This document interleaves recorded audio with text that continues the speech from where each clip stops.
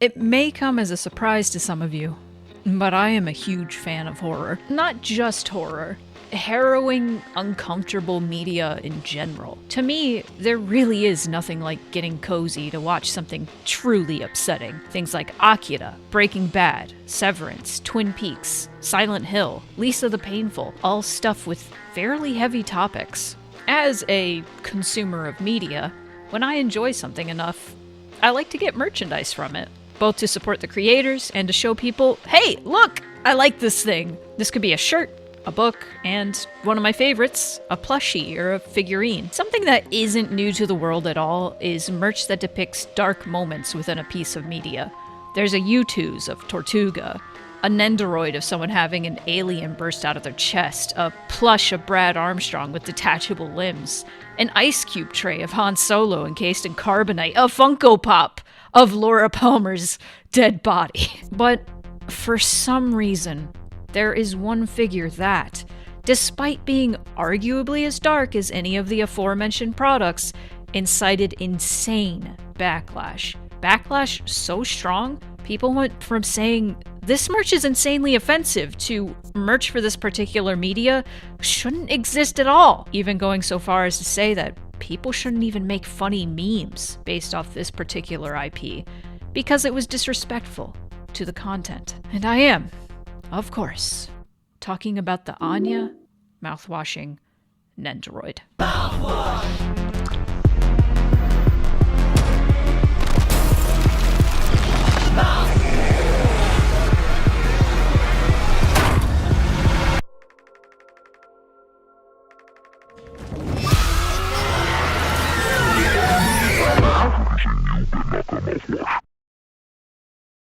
Now, if you didn't heed my original spoiler warning, I'm warning you again that if you care at all about spoilers for the indie horror hit Mouthwashing, spoilers are going to be unavoidable during this video, given the subject matter.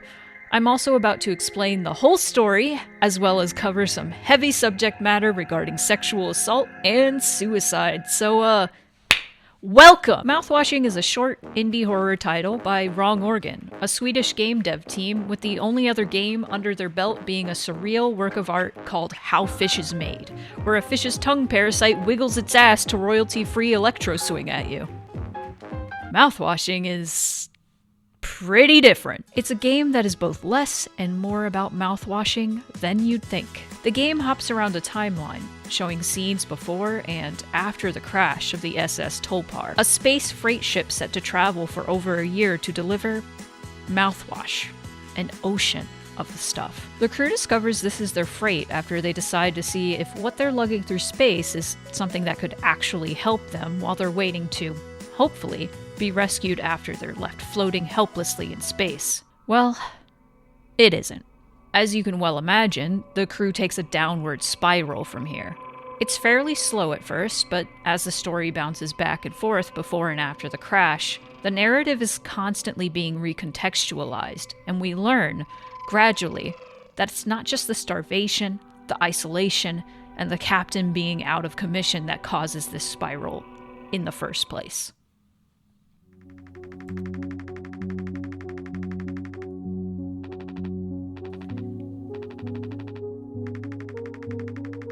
This is Anya.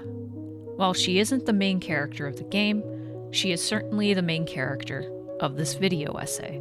She is the sweet, timid, and often jumpy nurse of the SS Tolpar. Most notably, she's unable to give Captain Curly his pain meds because she simply cannot stomach it. She is too good for this world. Too pure. If you were to ask me, there is one major pivotal point in the entirety of Mouthwashing. A point where, in the words of Swansea, it pops like a cyst. Anya locks herself in the medical bay, along with Curly, and the pain meds. Fearing the worst, you try to crawl through some vents to get to her, but in the process, get another crewmate injured. There's some bouncing around, there's some scary sequences, and you learn that before the crash,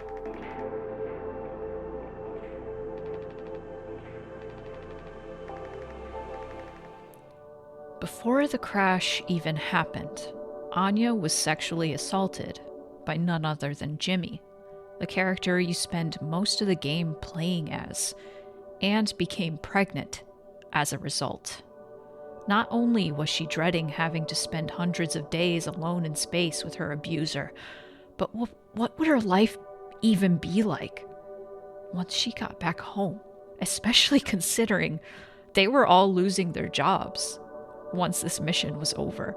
This adds so much pain, so much anguish to the character of Anya that you weren't aware of. She is a woman who is constantly saying, our worst moments don't make us monsters, as a way to move on. But it's like that dead pixel. It's always there. She always knows it's there. We return to the present. We're unable to save Daisuke, so Swansea gives him a mercy kill. And then we finally get to open the medbay doors and see her. We feared the worst, and the worst has come to pass. That, to me, is the moment.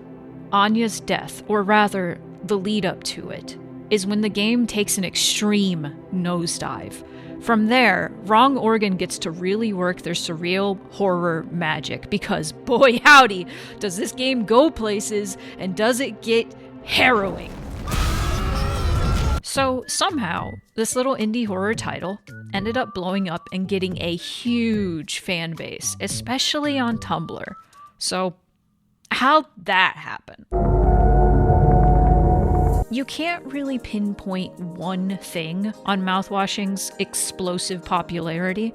It's a combination of it being a horror game that released right before October, its low price tag, being translated into multiple languages on release, its killer story, popular streamers and YouTubers playing it, and Wrong Organ instigating meme content. This post of Swansea throwing it back, made by Wrong Organ themselves, is how I was reminded that the game was out and I needed to play it, so make of that what you will. And let's face it, funny memes, especially for media with extremely distressing topics, are what keep a fandom happy and healthy. At least in my opinion. So after a few months, the game's popularity starts to fizzle out, fan art and videos become far and few between, and people shift their interests towards other games with thought-provoking material.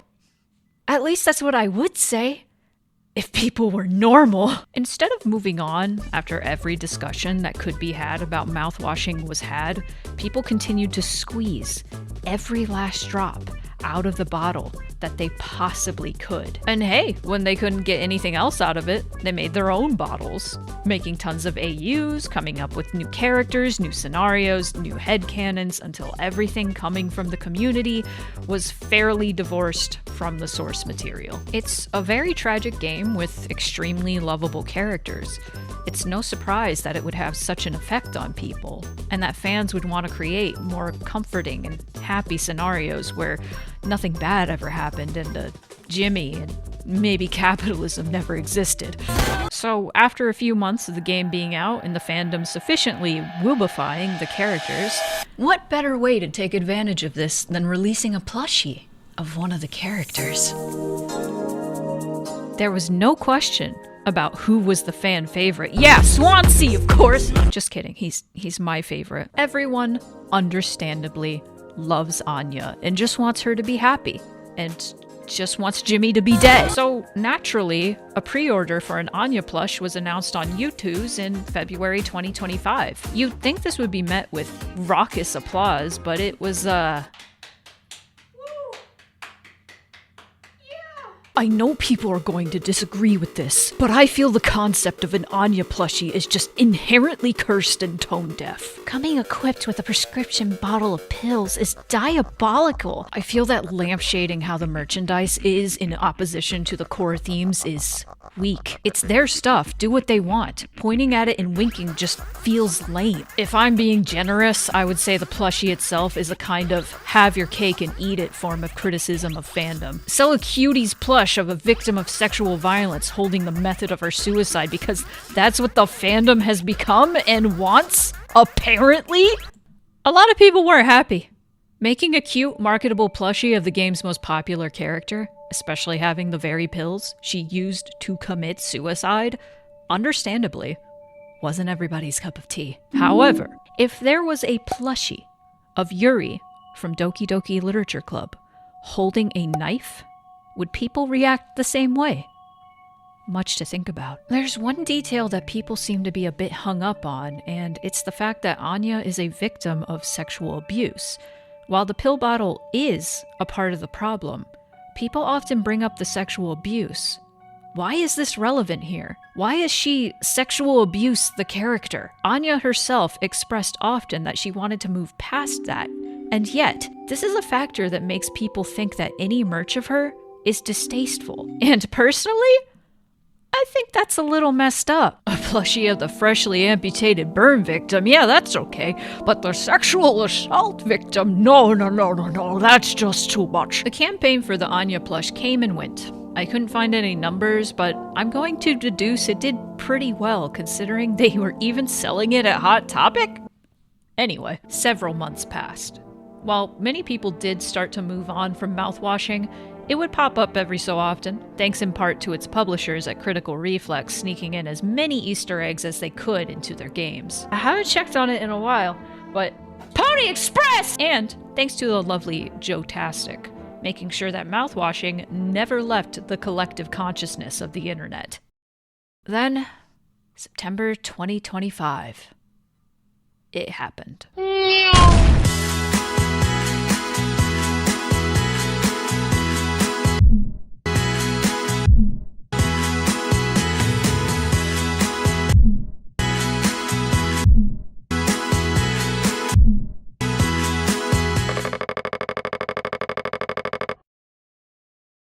They've done it again! They turned the tragic sexual assault victim into marketable merchandise. Not only that, but it came with a pre-order bonus of her method of suicide and the option to just straight up portray her death. Cool! Is this distasteful? I'd say so. I can see why many people would not be comfortable displaying a cutesy portrayal of a pregnant woman's overdose in their living room. What kind of sick freak would want merchandise of a character's death anyway? Duality is a huge factor of mouthwashing. It's why the story is told before and after the crash. It's why mechanics are introduced early on that are innocent, but then later applied to far more gruesome contexts. So, to me, this Anya Nendoroid's faceplate portraying her death, well, it makes sense, given how pivotal a moment her death even is. I see this less as a figure of a sexual assault victim's suicide and more as a figure of a character from a video game I really love, and you have the option to make her look like she's dead because that's a moment in the game! Isn't that so awesome? Oh god, I could just see the comments from people who watched my last video. I could excuse merch portraying a character's tragic death, but I draw the line at inserting Undertale motifs into off. I'm sorry, I'm just like this. Granted, I think a huge factor of people's disgust and outrage over the Anya Nendo is due to the funny haha marketing of it all. The humor is Vanta Black. But I'd also like to point out, Anya isn't the only character whose death was portrayed through Nendoroid. This didn't stop people from being upset over this. Why would you want a figure of a rape victim's suicide? Just imagine how many disgusting human beings are going to be putting these things in jars. Hey, come on now. They should not have made this into a figure. Like, what the fuck? Who the fuck decided, yeah, let's make a Nendoroid of Anya mouthwashing and have one of her faceplates be all bloody so people can have a little toy of a woman being brutalized? Uh-oh, someone didn't play the game. Uh-oh. Originally, I didn't give a fuck, but then I thought more about the type of person that would put this on their shelf and realized the less things those people have, the better. So, particularly macabre merchandise isn't an uncommon thing for horror spaces, is the thing. I've been a fan of Silent Hill since I was a teenager, and we have been making pillow jokes since the dawn of time. We joked about Konami selling an official pillow for years, and then 2025's April Fool's Day, they actually did a run where you could buy the pillow that James smothered his wife with. And how do you think people reacted to that? What a distasteful joke!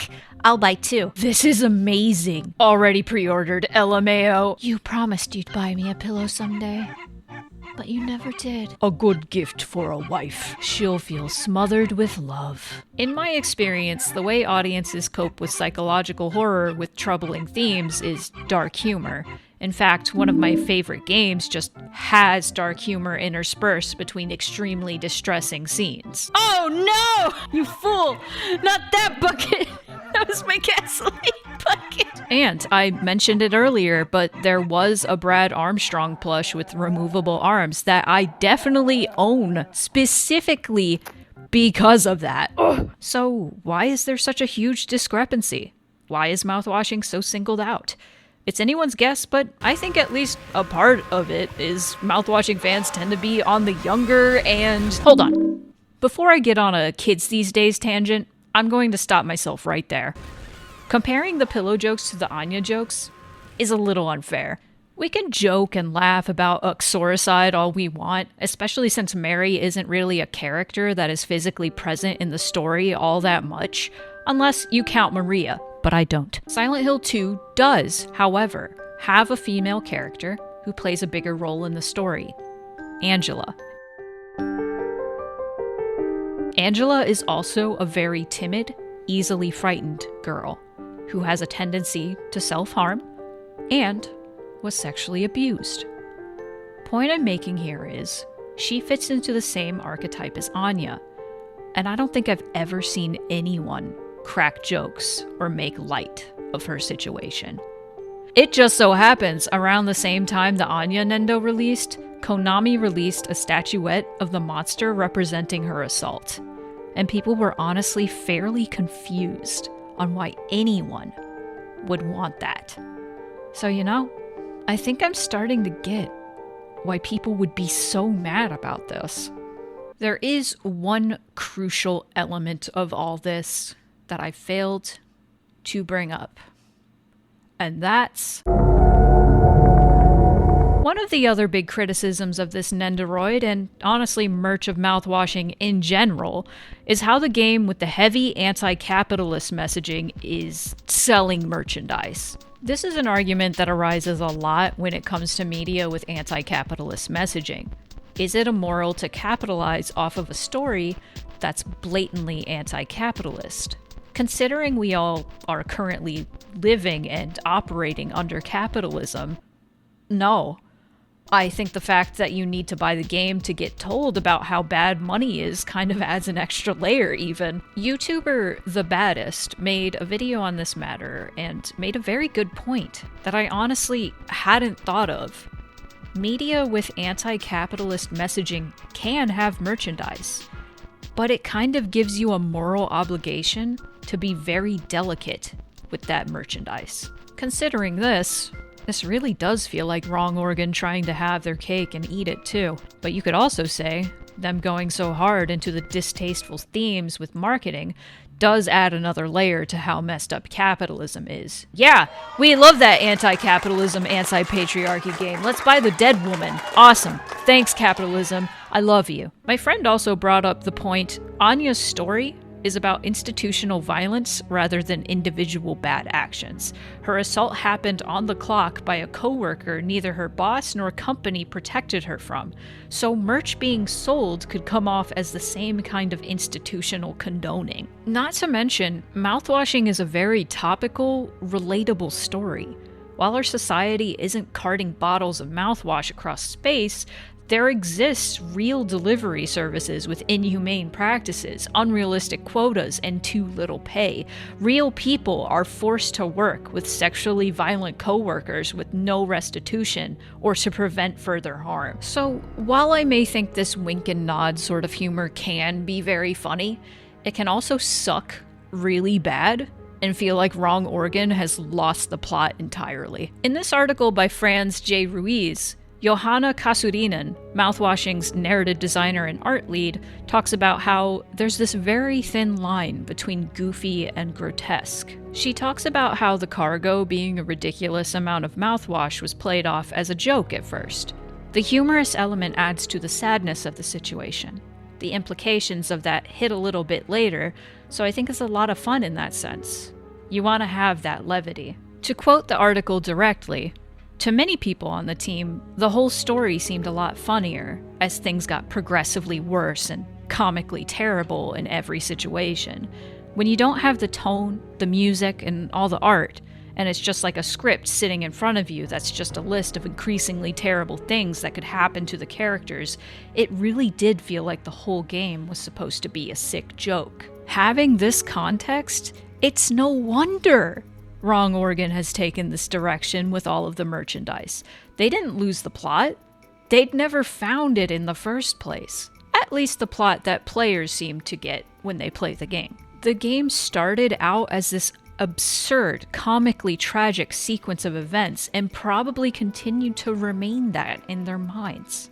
I brought up DDLC earlier, asking the hypothetical, what if Yuri was sold with her knife? Well, it turns out DDLC actually had a line of Nendoroids, and given that DDLC also has an arguably way more iconic suicide than Mouthwashing, I fully expected Sayori to come with a noose, or Yuri to come with a knife. And yet, that wasn't the case. It's anyone's guess as to why, but mine would be that the devs have always seen the over-the-top tragedy in Mouthwashing as, well, grotesquely goofy. I'll be honest, I went into writing this video ready to basically tell everyone they're being stupid for overreacting so much to a funny piece of merchandise. I was fully expecting to conclude this video with, kids these days are just dumb. Anyway, but the more research I did, the more opinions I read, the more my opinion developed. I get both sides. I get why this would cause such an outrage over why it was even made.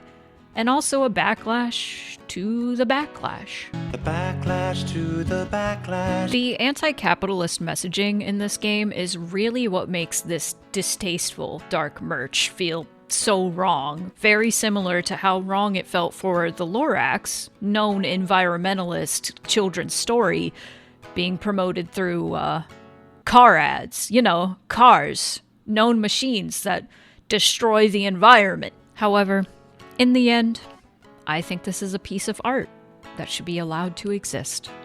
Just as much as Mouthwashing, the game itself, should be allowed to exist. You may find it gross, tone-deaf, or disgusting, but that doesn't mean it shouldn't have been made, or used for monetary gain. We currently live in a capitalist hellscape, and in order to escape it, we unfortunately need to play by its rules and capitalize off the creations we produce. By any means necessary, even if it ends up being distasteful. The harsh truth is, people still bought this. A lot of people did. I wanted to buy it, but I didn't have the money. But do I 100% agree with Wrong Organ's decision to go so hard into all of these off-putting marketing campaigns and merchandise? Not really. Do I wish they'd make more merch of the Mouthwashing characters just being cute and happy without all the darker elements of the game? No.